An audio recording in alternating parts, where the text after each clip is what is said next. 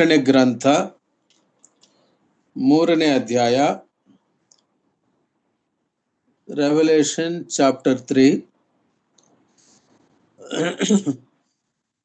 17ನೇ ವಚನಕ್ಕೆ ನಮ್ಮ ಧ್ಯಾನವನ್ನ ಮಿತಿಗೊಳಿಸಿಕೊಳ್ಳೋಣ. ನೀನು ನಿನ್ನ ವಿಷಯದಲ್ಲಿ ನಾನು ಐಶ್ವರ್ಯವಂತನು, ಸಂಪನ್ನನು, ಒಂದರಲ್ಲಿಯೂ ಕೊರತೆ ಇಲ್ಲದವನು ಎಂದು ಹೇಳಿಕೊಳ್ಳುತ್ತೀ. ಆದರೆ ನೀನು ಕೇವಲ ದುರವಸ್ಥೆಯಲ್ಲಿ ಬಿದ್ದಿರುವಂಥವನು, ದೌರ್ಭಾಗ್ಯನು, ದರಿದ್ರನು, ಕುರುಡನು, ಬಟ್ಟೆ ಇಲ್ಲದವನು ಆಗಿರುವುದನ್ನ ತಿಳಿದೇ ಇದ್ದಿ. ಈ ವಚನ ನಾವು ಓದಿಕೊಂಡೆವು. ದೇವರ ಆಲೋಚನೆಗಳಿಗಾಗಿ ಕರ್ತನ ಸನ್ನಿಧಿಯಲ್ಲಿ ಪ್ರಾರ್ಥನೆ ಮಾಡಿಕೊಳ್ಳೋಣ. ಮಹಾಪರಿಶುದ್ಧನೋ, ಸರ್ವಶಕ್ತಿವಂತನೋ, ಸರ್ವೋನ್ನತನಾದ ನಮ್ಮ ತಂದೆಯ ದೇವರೇ, ನಿನ್ನ ದಿವ್ಯ ವಚನವನ್ನು ಸ್ವಾಮಿ ನಮ್ಮ ಧ್ಯಾನಾಂಶವನ್ನಾಗಿ ಕೊಟ್ಟಿದ್ದಿ ಕರ್ತ. ಈ ವಚನದಲ್ಲಿ ಕರ್ತನೆ ಇರುವಂತಹ ಆತ್ಮೀಯ ಸಂಗತಿಗಳನ್ನು ನಮಗೆ ಬೋಧಿಸು. ಪರಿಶುದ್ಧಾತ್ಮ ದೇವರು ನೀನೇ ನಮಗೆ ಬೋಧಕನಾಗಿದ್ದು ನಮಗೆ ತಿಳಿಯದ ಗೂಢಾರ್ಥಗಳನ್ನು ನೀನು ತಿಳಿಯಪಡಿಸು ಕರ್ತ. ನಾವು ಕಲಿತುಕೊಂಡು ನಮ್ಮ ವಿಶ್ವಾಸ ಜೀವಿತದಲ್ಲಿ, ನಮ್ಮ ನಂಬಿಕೆ ಮಾರ್ಗದಲ್ಲಿ ಯೋಗ್ಯರಾಗಿ ನಾವು ನಡೆದುಕೊಳ್ಳಕ್ಕಾಗುವಂತೆ ನೀನು ನಮ್ಮನ್ನು ನಡೆ ಮಾಡು. ನಮ್ಮ ಕರ್ತ, ನಮ್ಮ ರಕ್ಷಕನಾದ ಯೇಸು ಕ್ರಿಸ್ತವರ ಅತಿ ಪರಿಶುದ್ಧ ನಾಮದಲ್ಲಿ ಸ್ತೋತ್ರ ಸಮರ್ಪಣೆ ಮಾಡಿ ಬೇಡಿಕೊಳ್ಳುತ್ತೇವೆ ನಮ್ಮ ಪರಲೋಕದ ತಂದೆಯೇ.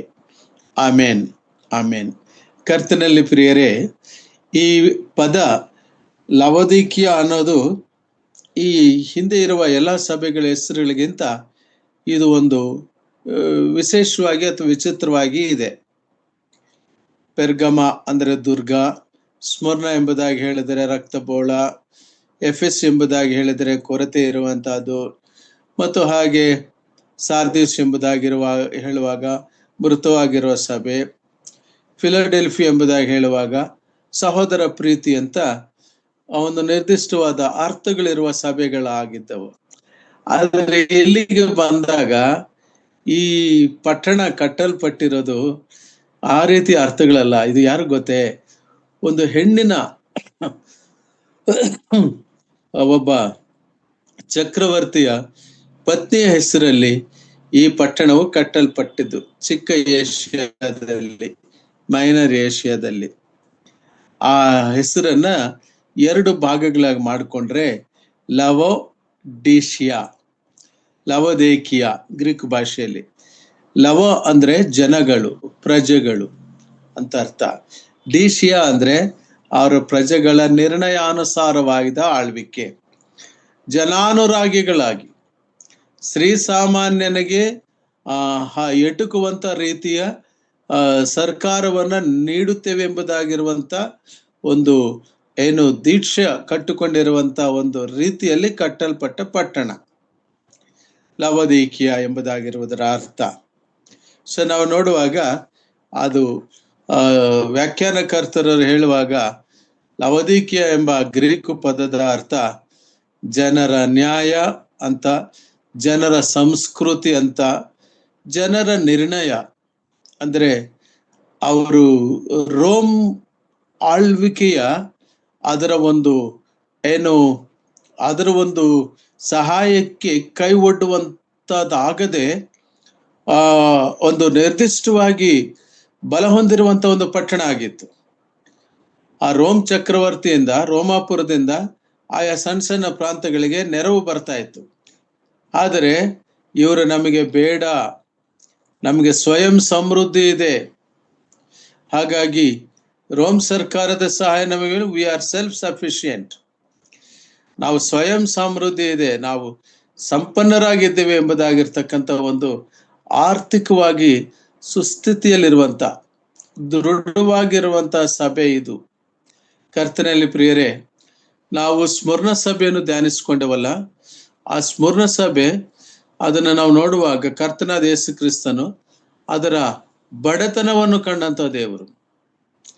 ಆ ಬಡತನ ಹೇಳುತ್ತಾ ದೇವರು, ನೀನು ಬಡತನವು ಹೀಗಿದ್ದರೂ ಅದು ಬಡತನವಲ್ಲ, ನೀನು ಐಶ್ವರ್ಯವಂತನೇ ಎಂಬುದಾಗಿ ಹೇಳಿದನು. ಒಮ್ಮೆ ನೋಡೋಣ ಪ್ರಕಟಣೆ ಗ್ರಂಥ 2ನೇ ಅಧ್ಯಾಯ, ದಯಮಾಡಿ. ಸ್ಮರಣದಲ್ಲಿ 2ನೇ ಅಧ್ಯಾಯ 9ನೇ ವಚನ ಮಧ್ಯಭಾಗದಿಂದ ನಾನು ಓದ್ತೇನೆ. ನಾನು ನಿನ್ನ ಸಂಕಟವನ್ನು ನಿನ್ನ ಬಡತನವನ್ನು ಬಲ್ಲೆನು, ಆದರೂ ನೀನು ಐಶ್ವರ್ಯವಂತನೇ. ನೋಡ್ರಿ ವ್ಯತ್ಯಾಸ. ನಾನು ಯಾಕೆ ಈ ವಚನನ ನಾನು ತೋರಿಸ್ತಾ ಇದ್ದೀನಿ ಅಂದ್ರೆ, ದೇವರ ವಾಕ್ಯದಲ್ಲಿ ಇರುವಂತ ಆ ಕಾಂಟೆಕ್ಸ್ಟ್, ಆ ಸಂದರ್ಭ, ಅದು ಮಾತಾಡ್ತಾ ಇರುವಂತಹದ್ದು ನೋಡಿ. ಅಲ್ಲಿ ವಿಪರೀತ ಬಡತನ ಇದೆ. ಆ ಬಡತನ ದೇವರಿಗೆ ಗೊತ್ತಾಗಿದೆ. ಸಭೆಯಲ್ಲಿ ಏನು ನಡೀತಿದೆ ಅನ್ನೋದು ದೇವರಿಗೆ ಗೊತ್ತಾಗ್ತದೆ. ಕರ್ತನಾದ ಯೇಸು ಕ್ರಿಸ್ತನು ಶಿರಸ್ಸಾಗಿದ್ದಾನೆ, ಆತನಿಗೆ ಎಲ್ಲವೂ ಕೂಡ ಅರ್ಥ ಆಗ್ತದೆ, ಬಡತನವೂ ಕೂಡ ಅರ್ಥ ಆಗಿದೆ. ಆದ್ರೆ ಆತನ ಹೇಳಿದ್ದು, ನೀನು ಐಶ್ವರ್ಯವಂತನೇ, ಆ ಬಡತನವನ್ನೇ ಐಶ್ವರ್ಯವಂತ ಅಂತ ಅಲ್ಲಿ ಹೇಳಿದ್ರೆ, ಒಂದು ಪೇಜ್ ತಿರುವಾಕದ ಮೇಲೆ ಈ ಲವೋದಿಕೀಯ ಸಭೆ ವಿಷಯಕ್ಕೆ ಬಂದಾಗ 13ನೇ ಅಧ್ಯಾಯದಲ್ಲಿ 17ನೇ ವಚನ, 3ನೇ ಅಧ್ಯಾಯ 17ನೇ ವಚನ ನೋಡಿದಾಗ, ನಾನು ಐಶ್ವರ್ಯವಂತನು, ಸಂಪನ್ನನು, ಒಂದರಲ್ಲಿಯೂ ಕೊರತೆ ಇಲ್ಲದೆಂದು ಹೇಳ್ಕೊಳ್ತಿ, ಆದರೆ ನೀನು ಕೇವಲ ದುರವಸ್ಥೆಯಲ್ಲಿ ಬಿದ್ದಿರುವಂತವನು, ದೌರ್ಭಾಗ್ಯನು, ದರಿದ್ರನು. ಇಷ್ಟು ಸುಸಂಪನ್ನವಾದ ಲವೋದಿಕೀಯ ಸಭೆಯನ್ನು ದರಿದ್ರ ಸಭೆ ಅಂತ ಹೇಳ್ತಾ ಇದ್ದಾನೆ. ಅಷ್ಟು ಬಡತನದಲ್ಲಿರುವಂತಹ ಸಭೆಯನ್ನು ಐಶ್ವರ್ಯವಂತ ಸಭೆ ಎಂಬುದಾಗಿ ದೇವರು ಹೇಳ್ತಿದ್ದಾನೆ. ಇದರ ಗುಟ್ಟೇನು, ಇದರ ವಿವರ ಏನು, ಇದರ ಅರ್ಥ ಏನು ಅಂತ ಗ್ರಹಿಸಿದ್ರೆ, ಆ ಬಡವರಲ್ಲಿ, ಆ ಬಡತನ ಇರೋರಲ್ಲಿ ಒಪ್ಪತ್ತಿನ ಊಟಕ್ಕೂ ಕೂಡ ಸಂಕಟ ಪಡುವಂತ ಆ ಬಡತನದ ಜನರಲ್ಲಿ ನಂಬಿಕೆ ಎಂಬ ಐಶ್ವರ್ಯ ಇದೆ. ಆ ನಂಬಿಕೆ ಎಂಬ ಐಶ್ವರ್ಯ ಅವರಿಗೆ ಪರಲೋಕಕ್ಕೆ ನಡೆಸುವಂತದ್ದಾಗಿದೆ. ಅದಕ್ಕೆ ಆ ಸ್ಮರಣ ಸಭೆಯ, ಆ ಬಡತನದ ಸಭೆಗೆ ದೇವರು ಕೊಡುವಂತ ಬಹುಮಾನ ಏನು ಗೊತ್ತೇ? ನಾನು ನಿಮಗೆ ಜೀವವೆಂಬ ಜಯಮಾಲೆಯನ್ನು ಕೊಡುವೆನು.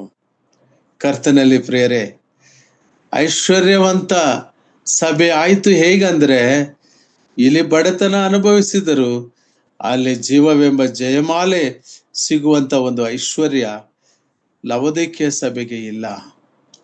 ಲವೋದಿಕೀಯ ಸಭೆ ಈ ಲೋಕದಲ್ಲಿ ಐಶ್ವರ್ಯ ಹೊಂದಿದೆ, ಈ ಲೋಕದಲ್ಲಿ ಆಸ್ತಿ ಅಂತಸ್ತಿದೆ. ಕರ್ತನಲ್ಲಿ ಪ್ರಿಯರೇ, ಇದು ನಮ್ಮ ದೃಷ್ಟಿಗೆ ಲೂಕನು ಬರೆದ ಸುವಾರ್ತೆ 16ನೇ ಅಧ್ಯಾಯ ಆ ಲಾಜರನ ಮತ್ತು ಭೋಗಪುರುಷನ ಆ ಘಟನೆಯನ್ನು ನಮ್ಮ ನೆನಪಿಗೆ ತರುತ್ತದೆ. ಲಾಜರನಾದರೂ ಮೇಜಿನಿಂದ ಕೆಳಗೆ ಬೀಳುವಂತ ಆ ರೊಟ್ಟಿಯ ತುಂಡುಗಳನ್ನು ತಿಂದು ಜೀವನ ಸಾಗಿಸಿರ್ತಕ್ಕಂಥ, ಅತ್ಯಂತ ಸಂಕಷ್ಟದಲ್ಲಿರುವಂತ ನಿಕೃಷ್ಟ ಬದುಕು ಸಾಗಿಸಿರುವವನು. ಆದರೆ ಆತನು ಅಬ್ರಹಾಮನ ಎದೆಯಲ್ಲಿದ್ದಾನೆ, ಪರಲೋಕದಲ್ಲಿದ್ದಾನೆ, ಆತನಿಗೆ ಪರದೇಶಿನ ಭಾಗ್ಯ ಸಿಕ್ಕಿದೆ. ಈ ಭೋಗ ಪುರುಷನಾದರೂ ಯಾತನ ಸ್ಥಳದಲ್ಲಿ ನರಳುತ್ತಾ ಇದ್ದಾನೆ, ಒಂದು ತೊಟ್ಟು ನೀರಿಗೋಸ್ಕರ ಬೇಡ್ಕೊಳ್ತಾ ಇದ್ದಾನೆ. ಇವನಿಗೆ ಬಂದಿದ್ದು ದಾರಿದ್ರ್ಯ, ಆತ್ಮೀಕ ದಾರಿದ್ರ್ಯ. ಲಾಜರನಿಗೆ ಬಂದದ್ದು ಐಶ್ವರ್ಯ, ಆತ್ಮೀಯ ಐಶ್ವರ್ಯ. ಆದುದರಿಂದ ಪ್ರಿಯ ಸಹೋದರ ಸಹೋದರಿಯರೇ, ಈ ಲೋಕದಲ್ಲಿ ನಮಗೆ ಸಂಕಟ ಇರಬಹುದು, ಶ್ರಮೆ ಇರಬಹುದು, ಬಡತನ ಇರಬಹುದು, ಕೊರತೆ ಇರಬಹುದು.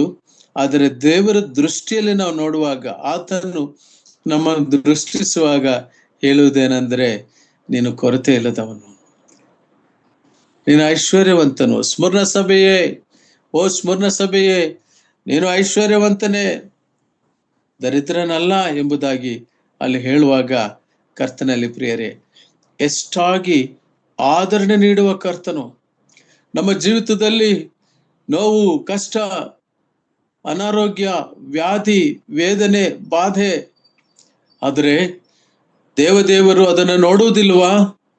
ಹಿ ವಿಲ್ ಸಿ, ಆತ ನೋಡ್ತಾನೆ. ಆತ ಅಲ್ಲಿ ಮೇಲೆ ಇದ್ದು ನಮ್ಮ ಎಲ್ಲಾ ಪರಿಸ್ಥಿತಿಗಳನ್ನು ಅವಲೋಕನ ಮಾಡಿ ತಕ್ಕ ರೀತಿಯಲ್ಲಿ ನಮಗೆ ಬಿಡುಗಡೆ ಕೊಡೋನಾಗಿರ್ತಾನೆ ಆತನ ಒಂದು ಕಾಲದಲ್ಲಿ. ಆದ್ದರಿಂದ ಪ್ರಿಯರೇ, ನಾವಿಲ್ಲಿ ಗಮನಿಸಿಕೊಳ್ಳುವಂಥದ್ದೇನೆಂದ್ರೆ, ಇಹಲೋಕದ ಮೆಟೀರಿಯಲಿಸ್ಟಿಕ್ ಬ್ಲೆಸ್ಸಿಂಗ್ಸ್ ಅಲ್ಲ. ಒಂದು ವೇಳೆ ಕರ್ತನು ಕೊಟ್ರೆ ಒಂದು ಚಿಕ್ಕ ಗೂಡು ಕೊಡಬಹುದು, ದೇವರಿಗೆ ಸ್ತೋತ್ರ.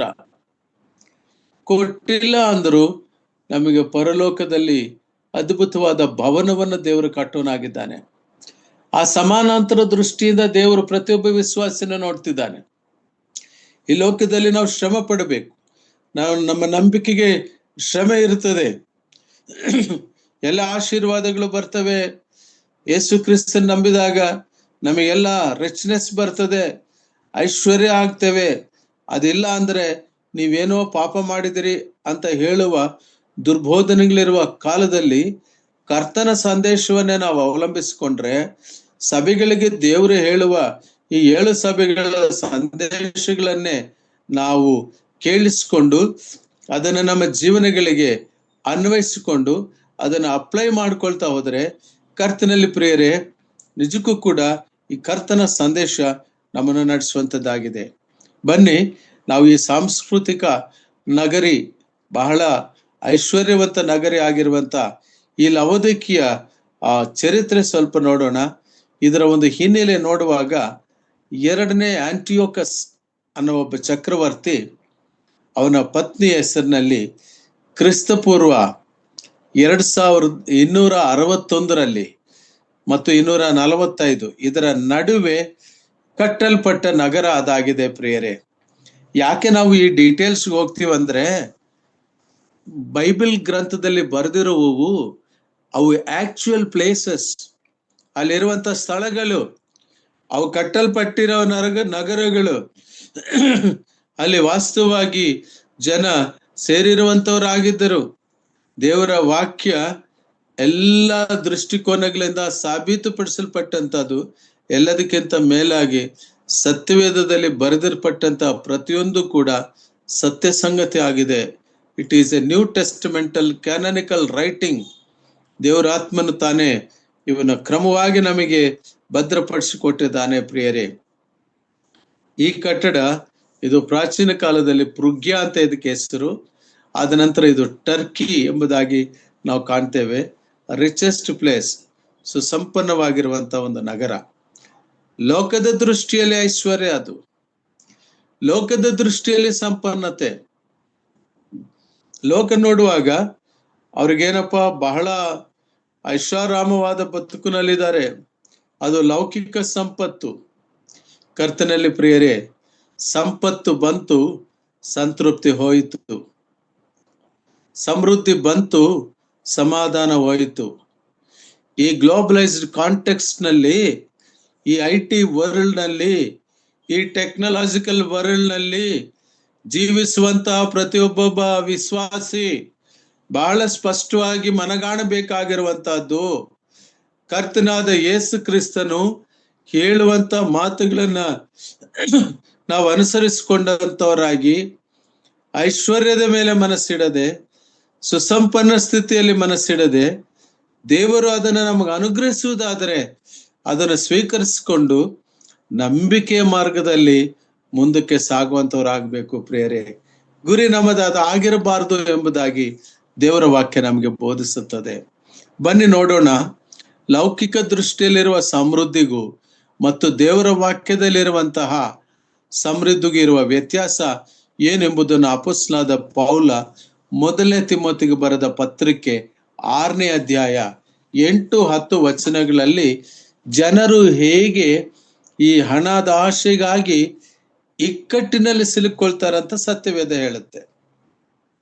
ದಯಮಾಡಿ ನೋಡಿ, ಯಾರಾದರೂ ತೆಗೆದಿದ್ರೆ ಓದ್ಬೋದು. 1ನೇ ತಿಮೋತಿ. ನಮಗೆ ಅನ್ನವಸ್ತ್ರಗಳಿದ್ದರೆ ಸಾಕು, ಐಶ್ವರ್ಯವಂತರಾಗಬೇಕೆಂದು ಮನಸ್ಸು ಮಾಡುವವರು ದುಷ್ಪ್ರೇರಣೆ ಎಂಬ ಉರುಳಿನಲ್ಲಿ ಸಿಕ್ಕಿಕೊಂಡು ಬುದ್ಧಿ ವಿರುದ್ಧವಾಗಿಯೂ ಹಾನಿಕರವಾಗಿಯೂ ಇರುವ ಅನೇಕ ಆಶೆಗಳಲ್ಲಿ ಬೀಳುತ್ತಾರೆ. ಇಂಥ ಆಶೆಗಳು ಮನುಷ್ಯರನ್ನು ಸಂಹಾರ ನಾಶನಗಳಲ್ಲಿ ಮುಳುಗಿಸುತ್ತವೆ. ಹಣದಾಸೆಯು ಸಕಲ ವಿಧವಾದ ಕೆಟ್ಟತನಕ್ಕೆ ಮೂಲವಾಗಿದೆ. ಕೆಲವರು ಅದಕ್ಕಾಗಿ ಆತುರಪಟ್ಟು ಅದರಿಂದ ಕ್ರಿಸ್ತ ನಂಬಿಕೆಯನ್ನು ಬಿಟ್ಟು ಅಲೆದಾಡಿ ಅನೇಕ ವೇದನೆಗಳಿಂದ ತಮ್ಮನ್ನು ತೀರಿಸಿಕೊಳ್ಳುತ್ತಾರೆ. ಸಾಕು ಸಿಸ್ಟರ್, ಥ್ಯಾಂಕ್ ಯು. ಬಹಳ ಸ್ಪಷ್ಟವಾಗಿ ಪ್ರಾರಂಭದಿಂದ ನಾವು ನೋಡಿದಾಗ ನಮಗೆ ಆ ಹೊತ್ತಿಗೆ ಆ ಹೊತ್ತು ಅನ್ನ ವಸ್ತ್ರಗಳಿದ್ರೆ ಸಾಕು. ನಮ್ಮ ಕರ್ತನಾದ ಯೇಸು ಕ್ರಿಸ್ತರು ಕೂಡ ಅದನ್ನೇ ಹೇಳಿದ್ದು, ಇವತ್ತಿನ ಕೇಳಿ ಇವತ್ತಿಗೆ ಸಾಕು, ನಾಳೆ ಏನಾಗುತ್ತದೆ ನಮಗ್ ಗೊತ್ತಿಲ್ಲ. ವಾಕ್ಯ ನಮಗೆ ಉಪದೇಶ ಮಾಡುವುದೇನೆಂದ್ರೆ,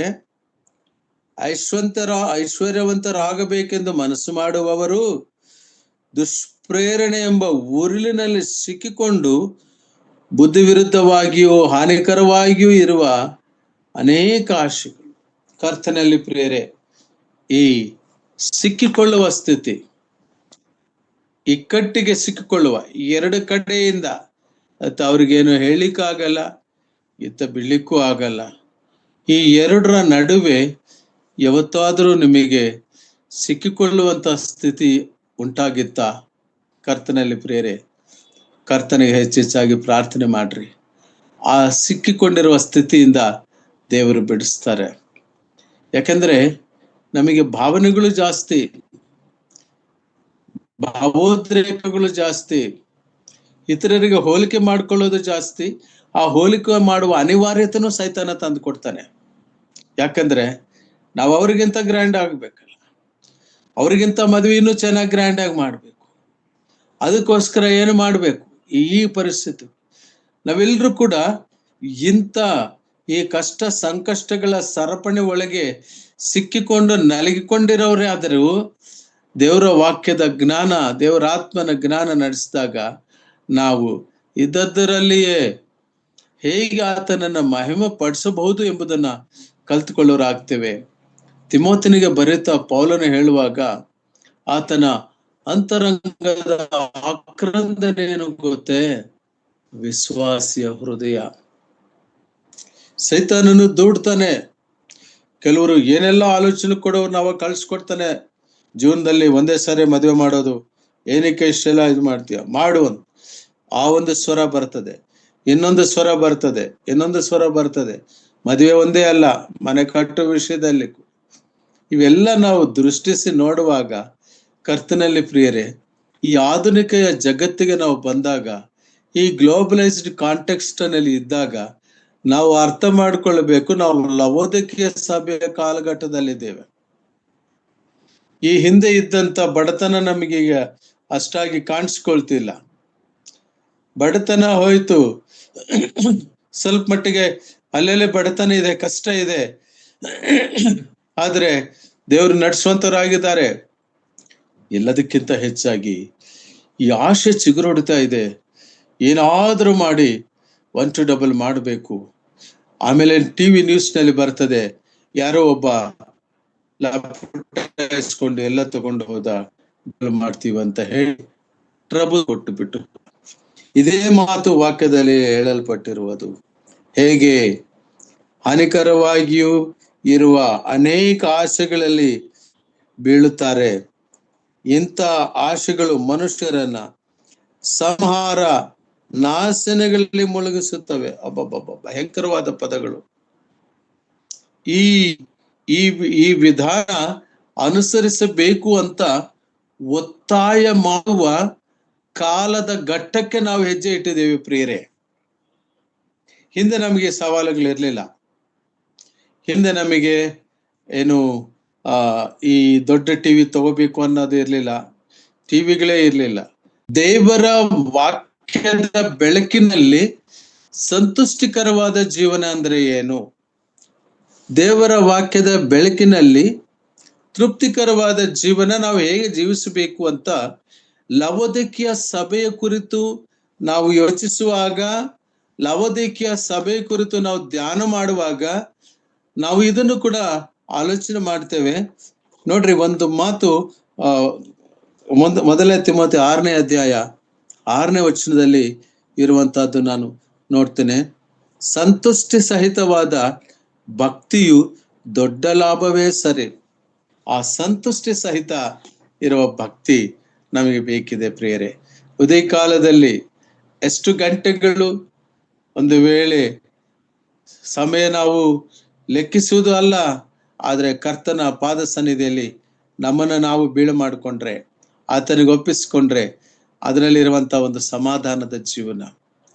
ಕರ್ತನಲ್ಲಿ ಪ್ರಿಯ ದೈವಜನರೇ, ಜ್ಞಾನೋಕ್ತಿಗಳನ್ನು ಬರೆದಿರುವಂತಹ ಸೊಲೊಮೋನ ಮಹಾಜ್ಞಾನಿ, ದೊಡ್ಡ ಅರಸ, ಎಲ್ಲವನ್ನ ಅನುಭವಿಸಿದ ಆ ಮಹಾನ್ ವ್ಯಕ್ತಿ ಈ ಸಂಪನ್ನ ಸ್ಥಿತಿಯನ್ನು ಕುರಿತು, ಐಶ್ವರ್ಯವಂತಿಕೆಯನ್ನು ಕುರಿತು, ದುಡ್ಡಿನ ವಿಷಯದಲ್ಲಿ ಕುರಿತು ಜ್ಞಾನೋಕ್ತಿಗಳಲ್ಲಿ ಆತ ಒಂದು ಮಾತನ್ನ ಹೇಳ್ತಾನೆ. ದಯಮಾಡಿ ನೋಡ್ರಿ, ಜ್ಞಾನೋಕ್ತಿಗಳ ಗ್ರಂಥ 23ನೇ ಅಧ್ಯಾಯ 4ರಿಂದ 5 ವಚನಗಳು. ಜ್ಞಾನೋಕ್ತಿಗಳು ಪುಸ್ತಕ 23ನೇ ಅಧ್ಯಾಯ 4ರಿಂದ 5 ವಚನಗಳು. ದುಡ್ಡಿನ ಆಸೆಯಿಂದ ದುಡಿಯಬೇಡ, ಸ್ವಬುದ್ಧಿಯನ್ನೇ ಆಶ್ರಯಿಸಬೇಡ. ನಿನ್ನ ದೃಷ್ಟಿಯು ಧನದ ಮೇಲೆ ಎರಗುತ್ತದೋ, ಧನವು ಅಷ್ಟರೊಳಗೆ ಮಾಯವಾಗುವುದು. ಆಕಾಶದ ಕಡೆಗೆ ಹಾರುವ ಹದ್ದಿನಂತೆ ಅದು ರೆಕ್ಕೆಗಳನ್ನು ಕಟ್ಟಿಕೊಂಡಿದೆ. ಥ್ಯಾಂಕ್ ಯು ಸಿಸ್ಟರ್, ಚೆನ್ನಾಗಿ ಓದಿದ್ರಿ. ಈ ವಚನ ಭಾಗದಲ್ಲಿ ನಾವು ಗಮನಿಸಿ ನೋಡುವಾಗ ದುಡಿಮೆ ಅವಶ್ಯಕತೆ ಇದೆ. ಆ ದುಡ್ಡಿನ ಆಶೆಯಿಂದ ದುಡಿಮೆ ಮಾಡುವಾಗ ಆ ಆಶೆ ಏನು ಮಾಡುತ್ತೆ ಗೊತ್ತೇ? ದೇವರಿಗೂ ಕೂಡ ಸಮಯ ಕೊಡದಲೆ ಆ ದುಡ್ಡಿನ ಆಶೆಯಿಂದ ದುಡಿಬೇಕಂತ ಭಾನುವಾರನೂ ಕೂಡ ಓವರ್ ಟೈಮ್ ವರ್ಕ್ ಮಾಡಲಿಕ್ಕೆ, ಅಥವಾ ದೇವರ ಕಾರ್ಯಗಳಲ್ಲಿ, ಒಂದು ಸುವಾರ್ಥ ಕಾರ್ಯಗಳಲ್ಲಿ, ಅಥವಾ ಪ್ರಾರ್ಥನಾ ಸಮಯದಲ್ಲಿ ಕೂಡ. ಏಕೆ? Duty duty duty. ಇವತ್ತು ಡ್ಯೂಟಿ ವಿಶ್ವಾಸಿಗಳಿಗೆ ಬಹಳ ಒಂದು ಸಂಕಷ್ಟಕ್ಕೆ ಸಿಲುಕಿಸುವಂತ ಒಂದು ಶತ್ರು ಆಗಿದೆ. ಅದೇ ಸಂದರ್ಭದಲ್ಲಿ ಅದು ಅನ್ನ ನೀಡುವ ಮಿತ್ರನೂ ಆಗಿದ್ದಾನೆ. ಈ ಬ್ಯಾಲೆನ್ಸ್ ಮಾಡಿಕೊಳ್ಳೋದನ್ನು ನಾವು ವಾಕ್ಯದಲ್ಲಿ ಕಲ್ತ್ಕೋಬೇಕು ಪ್ರಿಯರೇ. ದೇವರ ವಾಕ್ಯ ನಮಗೆ ಸಮತೋಲನವಾದ ಸಾಮರಸ್ಯದ ವಿಶ್ವಾಸ ಜೀವನವನ್ನ ಕಲಿಸಿಕೊಡ್ತದೆ. ಅದಕ್ಕೆ ನಾವು ಬದ್ಧರಾಗಬೇಕು, ಆ ರೀತಿಯಾಗಿ ಜೀವಿಸಲು ಪ್ರಯತ್ನ ಮಾಡಬೇಕು. ಹೇಗಂದ್ರೆ, ನಿಮ್ಮ ದೃಷ್ಟಿ ಯಾವಾಗ ಹಣದ ಮೇಲೆ ಎರಗುತ್ತದೋ, ಹಣವನ್ನು ನೀವು ಆಗಾಗ ನೋಡ್ಕೊಳ್ತಾ ಇದ್ರೆ, ಬ್ಯಾಲೆನ್ಸ್ ಎಷ್ಟಿದೆ ಅಂತ ಪರ್ಸಲ್ಲಿ ಆಗಾಗ ಚೆಕ್ ಮಾಡ್ಕೊಳ್ತಾ ಇದ್ರೆ, ಆ ಚೆಕ್ ಮಾಡ್ಕೊಂಡ ಒಂದು ಅರ್ಧ ಗಂಟೆಗೆ ಅದು ಖರ್ಚಾಗೋ ಮಾರ್ಗ ಬರ್ತದೆ. ಅದು ನೋಡ್ಕೊಳ್ತಾ ಇದ್ರೇನೆ ಒಳ್ಳೇದನ್ನಂಗೆ ಅನಿಸ್ತದೆ. ಬ್ಯಾಲೆನ್ಸ್ ಚೆಕ್ ಮಾಡ್ಕೊಳ್ತಾ ಹೋದಷ್ಟು ಬ್ಯಾಲೆನ್ಸ್ ಹೋಗ್ತಲೇ ಇರ್ತದೆ. ಯಾಕೆ ಇದು ಅಂದ್ರೆ, ಜ್ಞಾನೋಕ್ತಿಯಲ್ಲಿ ಬರೆದಿರುವಂತ ಸೊಲೊಮೋನ ಹೇಳ್ತಾನೆ, ಅದು ಹದ್ದಿನಂತೆ ರೆಕ್ಕೆಗಳನ್ನು ಕಟ್ಟಿಕೊಂಡು ಹಾರಿ ಹೋಗುತ್ತದೆ ಈ ಮನುಷ್ಯನ ದೃಷ್ಟಿ ಬಿದ್ದಾಗ. ನಮ್ಮ ದೃಷ್ಟಿಗೂ ಹಣಕ್ಕೂ ಸಂಬಂಧ ತಂದ್ಬಿಟ್ಟ ಸೊಲೊಮೋನ. ಈ ಪಾಪಿ ದೃಷ್ಟಿ ಆ ಹಣಕ್ಕೆ ಬಿದ್ರೆ ಅದು ಹಕ್ಕಿ ಅಂತೆ, ಹದ್ದಿನಂತೆ ಹಾರೋಗುತ್ತಂತೆ. ಪ್ರೆಷರ್ ಅಂದ್ಕೊಳ್ತೀನಿ, ಆ ಹಣಕ್ಕೇನಾದ್ರೂ ಮಾತು ಬಂದ್ರೆ ಮನುಷ್ಯ, ನಿನ್ ದೃಷ್ಟಿ ನನಗ್ ತಗಲ್ಬಿಟ್ಟೆ ನಾನು ಹಾರು ಹೋಗ್ತಾ ಇದ್ದೀನಿ ಅಂದ್ಕೊಳ್ತದೋ ಏನೋ. ಹಣ ಮುಖ್ಯ, ಆದರೆ ಹಣಕ್ಕಿಂತ ಜೀವ ಮುಖ್ಯ, ಜೀವಕ್ಕಿಂತ ನಂಬಿಕೆ ಮುಖ್ಯ, ಕ್ರಿಸ್ತ ನಂಬಿಕೆ ಮುಖ್ಯ. ಕ್ರಿಸ್ತ ನಂಬಿಕೆಯಲ್ಲಿ ನಾವು ಜೀವಿಸುವುದಾದರೆ ವಾಕ್ಯವು ನಮಗೆ ಅನೇಕ ಸಂಗತಿಗಳನ್ನು ಬೋಧಿಸುತ್ತದೆ. ಹಾಗಾದರೆ ಕರ್ತನು ನಮಗೆ ನೀಡುವುದಿಲ್ಲವೇ? ಕರ್ತನ ತನ್ನ ಸಾರ್ವಭೌಮಾಧಿಕಾರದಲ್ಲಿ ನಮಗೆ ಸಮಸ್ತವನ್ನ ತಕ್ಕ ಕಾಲದಲ್ಲಿ ನೀಡುವಂತವನಾಗಿರ್ತಾನೆ.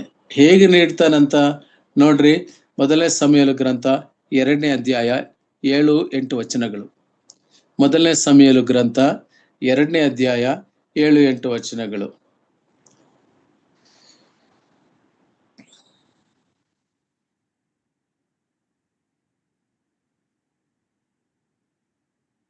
ಬಡತನ ಸಿರಿತನಗಳನ್ನು ಕೊಡುವವನು, ತಗ್ಗಿಸುವವನು, ಹೆಚ್ಚಿಸುವವನು ಯೆಹೋವನೇ. ಆತನು ದೀನರನ್ನು ಧೂಳಿನಿಂದ ಎತ್ತಿ, ದರಿದ್ರನನ್ನು ತಿಪ್ಪೆಯಿಂದ ಎಬ್ಬಿಸಿ, ಪ್ರಭುಗಳೊಂದಿಗೆ ಕುಳ್ಳಿರಿಸಿ, ಅವನಿಗೆ ಮಹಿಮಾಸನವನ್ನು ಬಾಧ್ಯತೆಯಾಗಿ ಅನುಗ್ರಹಿಸುವವನಾಗಿದ್ದಾನೆ. ಭೂಮಿಯ ಆಧಾರ ಸ್ತಂಭಗಳು. ಸಾಕು ಸಿಸ್ಟರ್, ಥ್ಯಾಂಕ್ ಯು, ಚೆನ್ನಾಗಿ. ಬಡತನವನ್ನು ಸಿರಿತನವನ್ನು ಕೊಡುವವನು ಯೆಹೋವನೇ. ಪ್ರಿಯರೇ, when we get something from lord, ದೇವರಿಂದ ನಾವು ಪಡ್ಕೊಳ್ಳುವುದಾದ್ರೆ ಅದು ಎಷ್ಟು ತೃಪ್ತಿಕರವಾಗಿರ್ತದೆ. ಇಂಗ್ಲಿಷ್ ನಲ್ಲಿ ಒಂದು ಮಾತು ಹೇಳ್ತಾರೆ, god can meet hour need but not hour Creed ಅಂತ. ದೇವರು ನಮ್ಮ ಅವಶ್ಯಕತೆಯನ್ನು ಪೂರೈಸಬಲ್ಲನೆ ಹೊರತು ನಮ್ಮ ಅತಿ ಆಶೆಯನ್ನಲ್ಲ. ನಮ್ಮ ಅವಶ್ಯಕತೆಗೂ ಅತಿ ಆಶೆಗೂ ವ್ಯತ್ಯಾಸ ಇದೆ. ನಾವು ಕರ್ತನ ಸನ್ನಿಧಿಯಲ್ಲಿ ಆತನ ಸನ್ನಿಧಾನದಲ್ಲಿ ನಮ್ಮ ಅವಶ್ಯಕತೆಗಾಗಿ ಆತನ ಸನ್ನಿಧಾನದಲ್ಲಿ ನಾವು ಮೊರೆ ಇಡುವಾಗ ಆತನ ದೃಷ್ಟಿಯಲ್ಲಿ ಇದು ಅವಶ್ಯಕತೆ ಎಂಬುದಾಗಿ ಅರ್ಥ ಆಗ್ತದೆ. ಅದಕ್ಕಿಂತ ಮುಖ್ಯವಾಗಿ ಮತ್ತಾಯನ ಸುವಾರ್ತೆ 6ನೇ ಅಧ್ಯಾಯ 34-35 ವಚನ ನೋಡುವಾಗ, ನೀವು ಆತನ ನೀತಿಗಾಗಿ ರಾಜ್ಯಕ್ಕಾಗಿ ತವಕ ಪಡಿರಿ, ಅವೆಲ್ಲವೂ ನಿಮಗೆ ಕೊಡಲ್ಪಡುವವು. ಪ್ರಯಾರಿಟಿನಲ್ಲಿ ನಾವು ಆತನ ರಾಜ್ಯಕ್ಕಾಗಿ ಆತನ ನೀತಿಗಾಗಿ ನಮ್ಮಲ್ಲಿ ಹಂಬಲ ಇರಬೇಕು. ಆ ಹಂಬಲ ಇರುವುದಾದರೆ ದೇವರು ನಮಗೆ ನೀಡೋನಾಗಿದ್ದಾನೆ. ಮೀಕನ ಪ್ರವಾದನೆ ಗ್ರಂಥ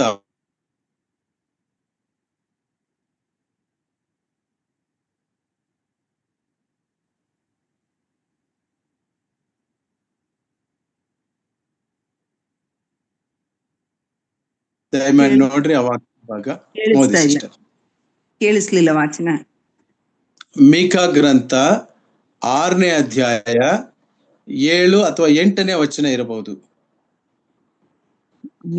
ಮೀಕನ ಪ್ರವಾದನೆ ಗ್ರಂಥ 6ನೇ ಅಧ್ಯಾಯ.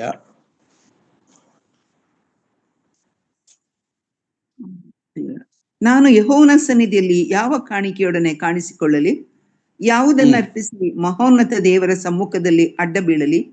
ಹೋಮದ ಪಶುಗಳನ್ನು 1 ವರ್ಷದ ಕರುಗಳನ್ನು ತೆಗೆದುಕೊಂಡು ಬಂದು ಆತನ ಮುಂದೆ ಕಾಣಿಸಿಕೊಳ್ಳಲೋ? ಸಾವಿರಾರು ಟಗರುಗಳನ್ನು, ಲಕ್ಷೋಪಲಕ್ಷ ತೈಲ ಪ್ರವಾಹಗಳನ್ನು ನೋಡಿ ಯೆಹೋವನು ಮೆಚ್ಚಾನೆ.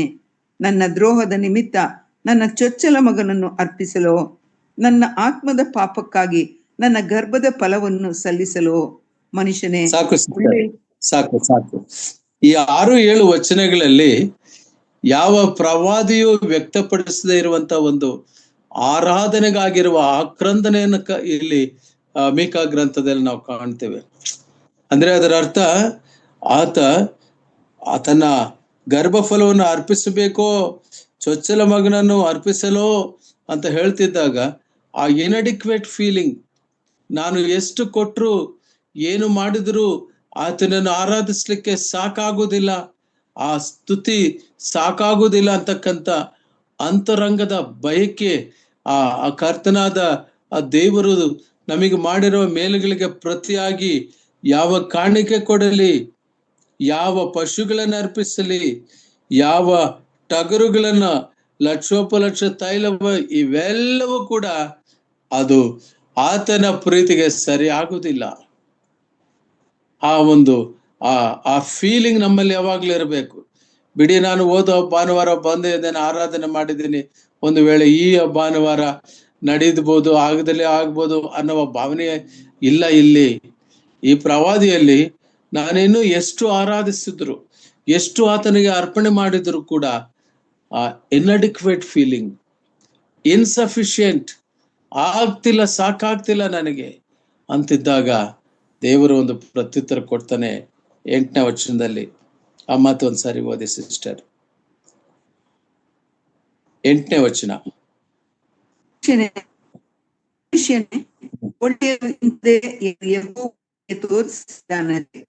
ನ್ಯಾಯವನ್ನು ಆಚರಿಸುವುದು, ಕರುಣೆಗೆ ಆಸಕ್ತನಾಗಿರುವುದು, ಇಷ್ಟನೇ ಹೊರತು ಯೆಹೋವನಿಂದ ವಾಟ್ ಎ ಸೂಟಬಲ್ ಆನ್ಸರ್. ಲವೋದಿಕೀಯ ಸಭೆಗೆ ಈ ಸೂತ್ರ ಗೊತ್ತಿಲ್ಲ. ಲವೋದಿಕೀಯ ಸಭೆಯು ಐಷಾರಾಮ ಬದುಕಿಗಾಗಿ ಕಾಡು ಕುದುರೆ ಅಂತ ಓಡ್ತಾ ಇದೆ. ಎಷ್ಟು ಕೋಟಿ, ಎಷ್ಟು ಲಕ್ಷ, ಬೆಂಗಳೂರಲ್ಲಿ ನನಗೆ ಆ ಶಾಕ್ ಆಗದಂಗ ಆಗುತ್ತೆ. ಜನ ಕೋಟಿ ಅಂತ ಎಷ್ಟು ಸುಲಭವಾಗಿ ಹೇಳ್ತಾರೆ. What is the worth of that money? ಇಲ್ಲಿ ನಾವು ಗಮನಿಸಿ ನೋಡುವಾಗ ಪ್ರತ್ಯುತ್ತರವೆಂಬಂತೆ ದೇವರ ಮಾತು, ಮನುಷ್ಯನೇ, ಒಬ್ಬ ಮನುಷ್ಯನಿಗೆ ದೇವರು ನೇರವಾಗಿ ಹೇಳುವಂತ ಮಾತು ಹೀಗೆ ನೋಡ್ರಿ. ಮನುಷ್ಯನೇ, ಒಳ್ಳೆಯದು ಇಂಥದ್ದೇ ಎಂದು ಯೆಹೋವನು ನಿನಗೆ ತೋರಿಸಿದ್ದಾನಷ್ಟೇ. God has shown you. ನೀನು ಯಾವುದು ಒಳ್ಳೆಯದು ಅಂದ್ರೆ ಇದೇ ಒಳ್ಳೆಯದು. ವಿಶ್ವಾಸ ಮಾರ್ಗದಲ್ಲಿ, ನಂಬಿಕೆ ಮಾರ್ಗದಲ್ಲಿರುವಂತಹ ನಿನಗೆ ಒಳ್ಳೆಯದು ಯಾವುದೆಂದರೆ ಇದೇ ಒಳ್ಳೆಯದು. ಯಾವುದದು? ನ್ಯಾಯವನ್ನು ಆಚರಿಸುವುದು. ಯಾವುದು ನ್ಯಾಯ? ಅನ್ಯಾಯವಾದ ಹಣಕ್ಕಾಗಿ ದುಡಿಬೇಡ್ರಿ, ಅನ್ಯಾಯವಾದ ಹಣಕ್ಕಾಗಿ ಆಸೆ ಪಡಬೇಡ್ರಿ, ನಿಮ್ಮದಾಗದ ಹಣಕ್ಕಾಗಿ ನೀವು ಆಸೆ ಪಡಬೇಡ್ರಿ. ಅನ್ಯಾಯವಾಗಿ ಮಾಡದೆ ನ್ಯಾಯವನ್ನು ಆಚರಿಸುವುದು, ಕರುಣೆಯಲ್ಲಿ ಆಸಕ್ತನಾಗಿರುವುದು, ಕರುಣೆ ತೋರಿಸುವುದು, ಕರುಣೆಯಲ್ಲಿ ಆಸಕ್ತನಾಗಿರುವುದು, ನಿನ್ನ ದೇವರಿಗೆ ನಮ್ರವಾಗಿ ನಡ್ಕೊಳ್ಳುವುದು. ಪ್ರಿಯರೇ, ನಮ್ಮ ದೇವರಿಗೆ ನಾವು ವಿನಮ್ರತೆಯಿಂದ ನಡೆದುಕೊಳ್ಳಬೇಕು. ಒಬ್ಬೊಬ್ಬ ವ್ಯಕ್ತಿಯು ಕೂಡ, ತಂದೆ ಆಗಲಿ, ತಾಯಿ ಆಗಲಿ, ಮಗನಾಗಲಿ ಅಥವಾ ಸೊಸೆ ಆಗಲಿ, ಅವರವರ ವ್ಯಕ್ತಿತ್ವದ ಅಕೌಂಟ್. ಕೆಲ ಗ್ರಂಥದಲ್ಲೇ ನಾವು ಆ ಮಾತು ಕಾಣ್ತೇವೆ. ತಂದೆ ಪಾಪ ಮಾಡಿದ್ರೆ ತಂದೆಗೆ, ಮಗ ಪಾಪ ಮಾಡಿದ್ರೆ ಮಗನಿಗೆ ಲೆಕ್ಕ. ಆ ಇಂಡಿವಿಜುವಲ್ ಅಕೌಂಟ್, ವೈಯಕ್ತಿಕವಾದ ಲೆಕ್ಕಾಚಾರದಲ್ಲಿ ದೇವರು ಹೇಳುವಂತಹದ್ದು ನ್ಯಾಯವನ್ನು ಆಚರಿಸುವುದು ಮತ್ತು ಕರುಣೆಯಲ್ಲಿ ಆಸಕ್ತನಾಗಿರುವುದು, ನಿನ್ನ ದೇವರಿಗೆ ನಮ್ರತೆಯಿಂದ ನಡೆದುಕೊಳ್ಳುವುದು. ಈ ಮೂರು ವಿಷಯಗಳನ್ನೇ ಮನುಷ್ಯನಿಂದ ದೇವರು ಬಯಸುನಾಗಿದ್ದಾನೆ. ಪ್ರಿಯರೇ, ಐಶ್ವರ್ಯದ ಹಾದಿಯಲ್ಲಿ ಓಡಿ ಹೋದರು, ಚುಚ್ಚಿಕೊಂಡರು, ತಿವಿದುಕೊಂಡರು, ನಷ್ಟ ಹೋದರು. ನ್ಯಾಯ ಆಚರಿಸುವುದಾಗಲಿ, ಕರುಣೆಯನ್ನು ಆಸಕ್ತಿಯಿಂದ ಇರುವುದಾಗಲಿ, ದೇವರ ನಮ್ರವಾಗಿ ವಿಧೇಯತೆ, ವಿನಮ್ರತೆ ಅಂದರೆ ವಿಧೇಯತೆಯಿಂದ ನಡೆದುಕೊಳ್ಳುವುದಾಗಲಿ ಇಲ್ಲದ ಹೋದರೆ ಎಷ್ಟು ಸಂಪನ್ನನಾದರೂ ಸಂಪನ್ನವು ಸಂತೃಪ್ತಿ ನೀಡುವುದಿಲ್ಲ, ಐಶ್ವರ್ಯವು ತೃಪ್ತಿ ನೀಡುವುದಿಲ್ಲ. ನೀನು ತಿನ್ನುವ ಆಹಾರ ನಿನ್ನನ್ನೇ ತಿನ್ನುತ್ತದೆ. ಅದು ದೇವರ ಫಾರ್ಮುಲಾ. ಆದ್ದರಿಂದ ಪ್ರಿಯರೇ, ನಮ್ಮನ್ನು ನಾವು ಕರ್ತನ ಬಳಿ ಒಪ್ಪಿಸಿಕೊಳ್ಳೋಣ.